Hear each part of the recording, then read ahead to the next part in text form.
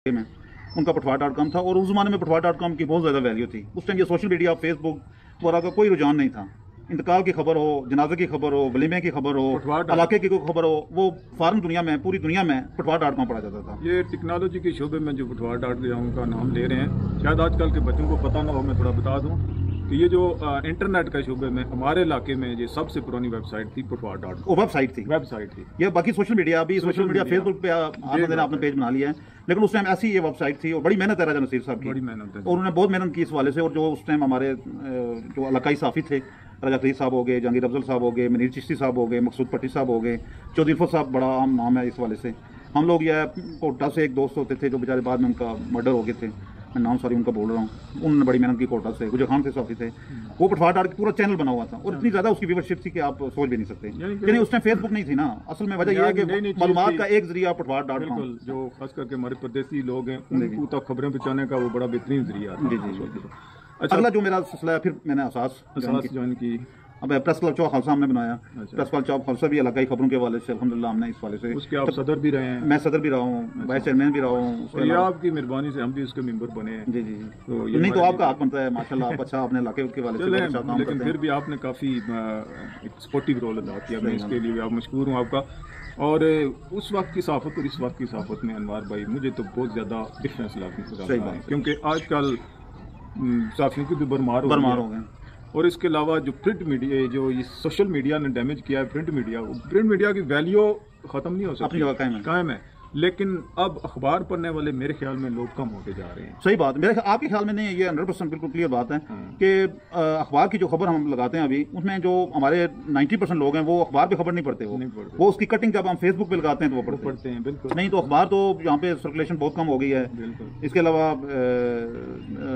लोगों का रुझान बहुत कम हो गया, लोग फेसबुक पे लोगों को मालूमात हासिल कर लेते हैं। लेकिन अखबारी हवाले से ये आम बात है कि जो वैल्यू अखबार की सरकारी ऑफिस वगैरह में है, उसकी न्यूज़ की जो वैल्यू है वो फेसबुक की खबर की वैल्यू है। मैं आपकी कथा कलमी माफ, ऑथेंटिक मीडिया है ना जी। अखबार हो गया, टीवी होगी, ये जो है ये ऑथेंटिक मीडिया में। सोशल मीडिया पे आपको झूठ भी बहुत मिलता है। सही बात है। ऑथेंटिक खबरें लगाने वाले चंद लोग हैं, मैं उनके नाम भी ले सकता हूँ। सही बात है। और इसकी लेकिन सोशल मीडिया की एक बात मैंने जो मैं क्योंकि इससे बहुत एक्टिव हूँ, अगर आप मालूमात हासिल करना चाहते हैं, अगर आप सीखना चाहते हैं तो ये सोशल मीडिया हो गया, उसके अलावा गूगल हो गया, ये बेहतरीन जरिया है। मैंने वो चीज़ें इनसे सीखी हैं, सही बात, जो शायद मैं स्कूल, यूनिवर्सिटी, कॉलेज में नहीं सीख सका। सही बात। दीन के वाले से भी अगर आप कुछ भी सर्च करना चाहें ऑथेंटिक आपका, लेकिन यह इस्तेमाल करने वाले पर है, उस पर डिपेंड करते हैं वो कैसे इस्तेमाल करें। अच्छा अनवार भाई, ये जो स्टेट लाइफ है ये तो अच्छा मैं थोड़ा जिक्र कर दूं, मेरी सहाफ़त के हवाले से पटवार.com के बाद प्रेस क्लब चौक खालसा और इसके बाद पिंडी पोस्ट के चौधरी अब्दुल खतीब साहब का बड़ा अहम किरदार है। उन्होंने भी मुझे,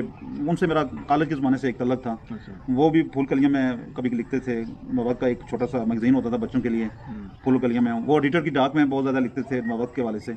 तो मेरा उनसे पुराना तल्लक था। जब उन्होंने पिंडी पोस्ट शुरू की तो पिंडी पोस्ट में भी मैंने लिखना शुरू किया। ये भी एक मेरा आम अखबार है, असास पिंडी पोस्ट और सहाफ़त के हवाले से, प्रेस का चौक खालसा और पटवार.com हो गया, रोज़नामा दिन हो गया, और सदाई पटवार या संगे पटवार, सॉरी मैं नाम बोल रहा हूँ, संगे पटवार था या सदाई पटवार था, ये सहाफ़त का एक मेरा चैनल है। अगर हम डिटेल में जाएँ ना तो ड्यू लंबा हो जाएगा जी, क्योंकि हमने इसको क्लोज अप करना है। स्टेट लाइफ के हवाले से सवाल है कि स्टेट लाइफ कब ज्वाइन किया और अब तक आप कितना कमा चुके हैं उससे? ये शायद एक निजी सवाल है, पर्सनल है, लेकिन वैसे पब्लिक इंटरेस्ट के लिए, क्योंकि लोगों को तो आप बड़े बड़े चेक दिलवा चुके हैं, आपको भी इससे कोई कमाई हो रही है या नहीं हो रही? चलो अल्हम्दुलिल्लाह, लोग ख्वाहिश रखते हैं कि वो स्टेट लाइफ ज्वाइन करें तो उनको एक पैगाम चला जाएगा कि सही बात है, स्टेट लाइफ अपने ये भी मैंने 2004 में इत्तेफाक से ज्वाइन की। जब मेरे वालिद साहब का इंतकाल हुआ मई 2004 में, तो मैंने मेरे वालिद साहब ने छोटी सी पॉलिसी करवाई हुई थी जिसकी इंस्टॉलमेंट थी 1300 रुपया सालाना पर ईयर। उसके 17 साल गुजर चुके थे। मेरे जाने वाले थे एक राजा इनाम उल्लाह, मेरे उस्ताद भी हैं स्टेट लाइफ में, उन्होंने मुझे भर्ती किया स्टेट लाइफ में। उनसे मेरा कॉन्टैक्ट था, उन्होंने मेरी छोटी सी पॉलिसी की हुई थी। उनको पता चला मेरे वालिद साहब का इंतकाल हो गया, मेरे पास आया, उन्होंने कहा कि डेथ क्लेम हम करवा देंगे। उन्होंने मेरे वालिद साहब का वो डेथ क्लेम करवा के दिया मुझे। उसके बाद उन्होंने मुझे दावत दी, जिसे आज कल हम लोगों को दावत दे रहे हैं, उन्होंने मुझे दावत दी कि आप ऐसा करेंगे स्टेट लाइफ को ज्वाइन कर लें। मैंने बादल नफा सकें ना चाहते हुए भी, यानी उस टाइम मेरा कोई माइंड नहीं था कि मैं इतना आगे तक स्टेट लाइफ में जाऊँगा, इतना लंबा अरसा काम करूँगा। मैंने ज्वाइन कर ली। पहले पॉलिसी में नाम नहीं लूँगा, मैं पहले जिस आदमी की पॉलिसी की वो میں نے اپنے پلے سے کی اس بندے کی. اچھا. اس کی قسط بھی میں نے اپنے سے دوسری تیسری بھی قسط اس بندے نے پالیسی نہیں چلائی, لیکن اس پالیسی کی بدولت آج بھی میں الحمدللہ تقریباً مجھے 2004 سے لے کر ابھی دیکھ لیں تقریباً 18-19 سال ہو گئے ہیں اسٹیٹ لائف میں کام کر رہا ہوں. اور الحمدللہ پہلے میں 2004 میں نے State Life as a sales نمائندہ جوائن کی. 2010 میں as a sales officer State Life میں گیا, پروموٹ ہوا. اس کے بعد 2016 میں ایز اے سیلز مینیجر, اور ابھی گزشتہ سال 2022 میں as a senior sales manager promote ہوا. اچھا, کوئی اندازہ ہے کتنی پالیسیز آپ کے تھرو ہو چکی؟ تقریباً 700-800 پالیسی ہوگی. اچھا, تو یہ ان کا پروسیجر کیا ہوتا ہے کہ جو مثلاً اگر آپ 2 بندے لے کے آتے ہیں جی جی اسٹیٹ لائف کو دیتے ہیں, جی جی, تو ان کی جو پہلی پالیسی ہے وہ آپ کو دے دیں؟ نہیں بالکل ایسا نہیں, یہ نہیں, یہ غلط پروپیگنڈا ہے, یہ بالکل غلط پروپیگنڈا ہے. 100% ہمارے پاس نہیں ہوتی. اس میں یہ ہے کہ اسٹیٹ لائف کے اپنے اخراجات بھی ہوتے ہیں. سیلز نمائندہ کا کمیشن ہوتا ہے, اس کے بعد پہلے سیلز آفیسر ہوتا تھا, ابھی سیلز مینیجر ہے, اس کا کمیشن ہوتا ہے. سینئر سیلز مینیجر کا کمیشن ہوتا ہے. اس میں جو 50% جو ہے وہ اسٹیٹ لائف کے پاس ہی رہتا ہے. 50% جو ہے وہ کمیشن میں مختلف حوالے سے ہوتا ہے اور اخراجات ہوتے ہیں سارا. تو یہ غلط بات ہے کہ سارے ہمیں مل جاتے ہیں, یہ ایک غلط کنسیپٹ ہے. لیکن یہ الحمدللہ ہمیں انکم ہوتی ہے, تو ابھی ہم کام کر رہے ہیں. میں یہ جھوٹ نہیں بولتا کہ ہمیں انکم نہیں ہوتی, لیکن یہ ہے کہ سیلز نمائندہ کو ٹوٹل کمیشن پہ ہوتا ہے. ہو سکتا ہے وہ سیلز نمائندہ کو بیچارے کو پورے مہینے میں ایک ہی پالیسی ملی ہے, یا پورے سال میں 4 پالیسیاں ملی ہوں. تو اگر اس نے 1 لاکھ روپے پریمیم کیا ہے, تو اس کا اگر 25-30 ہزار بیچارے کو 20,000 کمیشن آ گیا ہے, تو اس کا حق بنتا ہے کہ وہ اس محنت کی ہے. دیکھیں کہ اسٹیٹ لائف میں کوئی بندہ کام کرتا ہے, کسی کے پاس چل کے جانا, کسی کے پاس ریکویسٹ کرنا آسان کام نہیں ہے, ہر بندہ نہیں کر سکتا. لوگوں کو کنونس کرنا ہے. پھر سب سے بڑی یہ ہے کہ بندے کو یہ ہوتا ہے کہ یار ڈائریکٹ کسی بندے سے کیسے بات چیت, صحیح بات ہے, بندے شاید آگے سے مائنڈ کر جائیں. لیکن یہ الحمدللہ ہے کہ میں اسٹیٹ لائف میں کام کر رہا ہوں. ایک میں بات کہہ دوں کہ میں اس میں میرا چلو ایک مالی فائدہ بھی ہے, میں اس کا ذریعہ روزگار بھی ہے میرا, لیکن میرا ایک مقصد یہ بھی ہے کہ کم از کم جو ہے جو اپنے علاقے کے لوگ ہیں, مڈل کلاس کے لوگ ہیں, ان کو بچت کی ترغیب دینا, ان کی جو فیملی ہیں ان کو تحفظ دینا. کئی الحمدللہ میں جب سے اس ادارے میں آیا ہوں, کم از کم 25 سے 30 میں ڈیتھ کلیم میری پالیسی کے والے سے نہیں ہوئے ہیں. میری پالیسی کے والے سے جو میں نے کی ہیں 4-5 ہوئے ہیں, لیکن جو باقی لوگوں کے کچھ لوگوں نے پہلے سے کروائی تھیں, کسی اور سے کروائی تھیں, 25-30 جو ہے وہ کم از کم میں ڈیتھ کلیم کروا چکا ہوں. میچورٹی کلیم تو بہت زیادہ ہو چکے ہیں, جن کی مدت پوری ہوئی ہے, 20 سال ہو گئے ہیں, 15 سال جن کے پورے ہوئے ہیں, وہ کم تقریباً 50-60 ایسے بندے ہوں گے جن کی میں اپنے ہاتھوں سے ان کو چیک دلوا چکا ہوں. اچھا, یہ میرے ذہن میں سوال آ گیا ہے کہ مذہبی حوالے سے جو اسٹیٹ لائف ہے, جی جی, کیونکہ یہ کلیئر کر دیں, شاید لوگوں کو مائنڈ میں آ جائے کہ یار یہ سوال اس نے نہیں کیا. صحیح. مذہبی حوالے سے مختلف آراء ہیں. جی جی, عالم جو علماء ہیں ہمارے, ان کی اسٹیٹ لائف سے کے حوالے سے, جی جی, تو اس کے لیے کوئی بہت بڑا ادارہ ہے اسٹیٹ لائف, تو انہوں نے کوئی فتویٰ وغیرہ کسی عالم سے لیا ہوا ہے؟ الحمدللہ اس والے سے علماء کرام میں اس میں یہ میں نہیں کہتا کہ 100% علماء کرام جو اسٹیٹ لائف کے ہاتھ میں, لیکن کسی بھی مسئلے پہ چلے جائیں نا, علماء کرام کا اتفاق نہیں ہے. کسی نماز کے مسئلے پہ چلے جائیں, علماء کرام کا اختلاف ہے. کوئی کس طریقے سے نماز پڑھتا ہے, کوئی کس طریقے سے نماز پڑھتا ہے, اس میں بھی علماء کرام کے اختلاف ہیں. اسٹیٹ لائف کے حوالے سے بھی, انشورنس کے حوالے سے بھی علماء کرام ہو سکتا ہے 50% اس کے خلاف ہوں, 50%, لیکن الحمدللہ یہ اس کے طاہر القادری کی تنظیم کے علماء کرام ہیں, ان کے فتوے موجود ہیں. دیگر علماء کرام کے میں ابھی نام یاد نہیں آ رہے, ان کے فتوے موجود ہیں. دوسرا یہ میں آپ کہہ سکتا ہوں کہ اسٹیٹ لائف, ابھی میں آپ کو کلیئر کر دوں کہ اسٹیٹ لائف میں منافع فکس نہیں ہے. اگر آج اسٹیٹ لائف کا بندہ پالیسی لیتا ہے, اگر اسٹیٹ لائف کو 20 سال میں اگر نقصان ہوگا تو اسٹیٹ لائف وہی پیسے دے گی جو اسٹیٹ لائف کو اس بندے نے دیے ہیں. اسٹیٹ لائف کسی صورت پہ بھی اس چیز کی پابند نہیں ہے کہ اس بندے کو منافع دے, پابند نہیں ہے.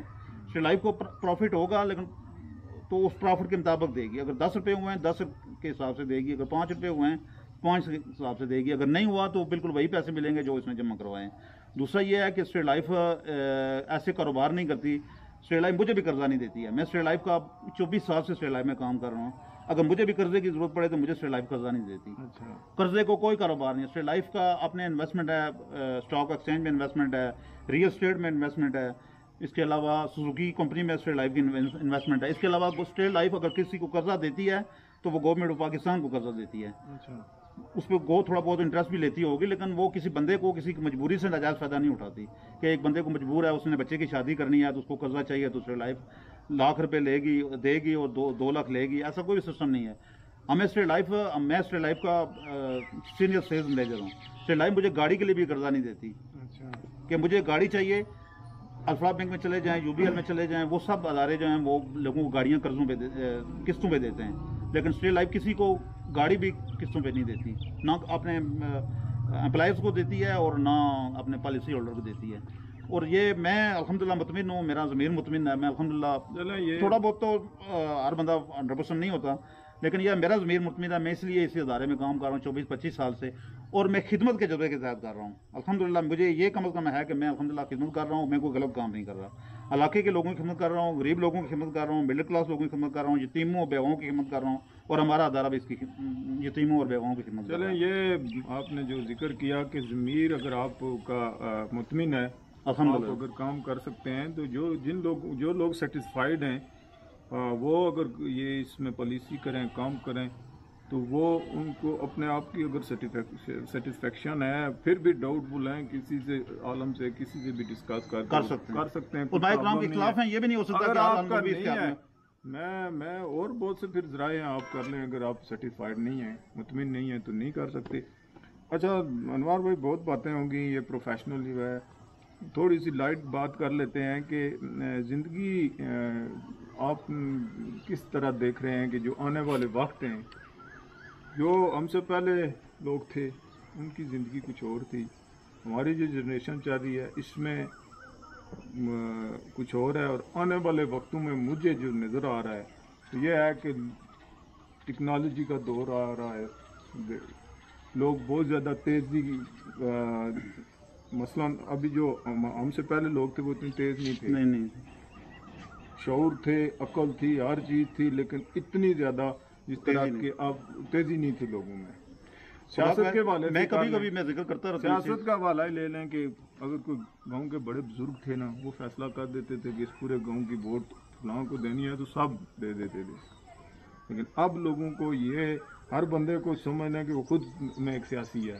صحیح بات, ایک مثال کے طور پر کہہ رہے ہیں. تو آنے والا وقت جو ہے وہ اور زیادہ تیزی کا دور, لیکن اس تیزی میں, اس افراتفری کے دور میں ایک چیز جو جاتی جا رہی ہے وہ یہ ہے کہ انسانیت بہت کم ہوتی جا رہی ہے. آپ بھی کیا ایسا محسوس کر رہے ہیں؟ سچی بات ہے کہ میں بھی خود کئی دفعہ اس حوالے سے بڑا ڈپریشن کا شکار ہو جاتا ہوں کہ ہم لوگ اتنے فاسٹ ہو گئے ہیں. کبھی کسی جگہ پہ چلے جائیں, روڈوں میں چلے جائیں, دکانوں پہ چلے جائیں, ہر بندہ تیزی میں ہے. ہر بندہ کسی دکان پہ چلا جاتا ہے, جلدی دیں جی, یہ کریں جی. ہو سکتا ہے وہ واقعی فالتو ٹائم گزار گیا ہو, لیکن کسی دکان پہ چلا جائے گا تو وہ اتنی تیزی میں ہوگا کہ وہ مسائل پیدا کرے گا دکاندار کے لیے بھی. باقی سیاست کے حوالے سے جو آپ نے بات کیا, میں اس کو پازیٹیو سائڈ پہ لوں گا کہ پرانے زمانے میں اگر لوگ فیصلہ کرتے تھے کہ پورے گاؤں نے ایک طرف ووٹ دینی ہے تو سارے اس طرف ووٹ دیتے تھے. ابھی یہ جمہوریت ہے.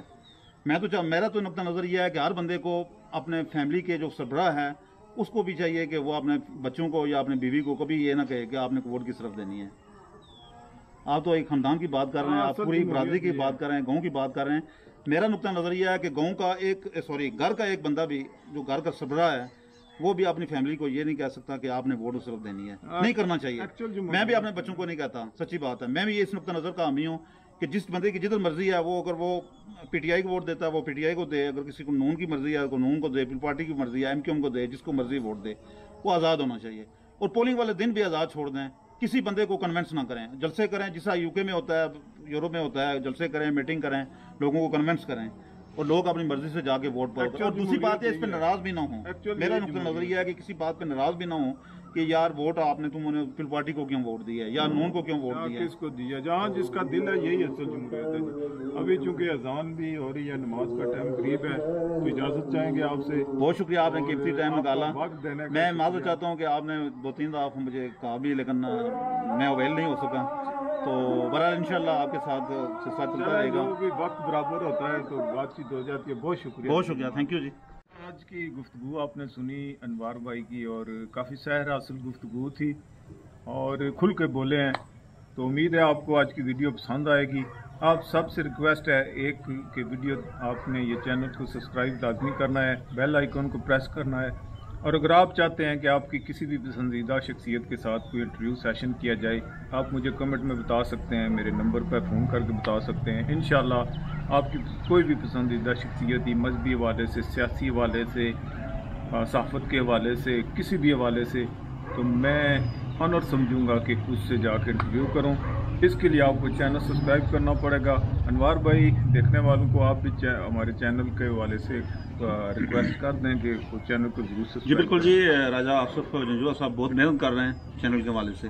میں ان کا معترف ہوں بہت زیادہ اس حوالے سے کہ جتنا ہم نہیں ٹائم دے سکے یہ الحمدللہ اپنے علاقے کو ٹائم دے رہے ہیں, اور الحمدللہ ان کا نالج بھی ہے, تعلیم بھی ہے, اور بڑی ریسرچ ہے ان کی. اس حوالے سے میں نے ان کی گفتگو سنتا رہتا ہوں اور میں بڑا متاثر ہوتا ہوں کہ ہمارے علاقے میں ایسے نوجوان موجود ہیں جو اتنا نالج رکھتے ہیں, اور اتنی ان کی اسپیکنگ پاور بھی ہے ماشاءاللہ. اس موضوع پہ آدھا گھنٹہ 2 گھنٹے یا 40 منٹ 45 منٹ بول بھی سکتے ہیں.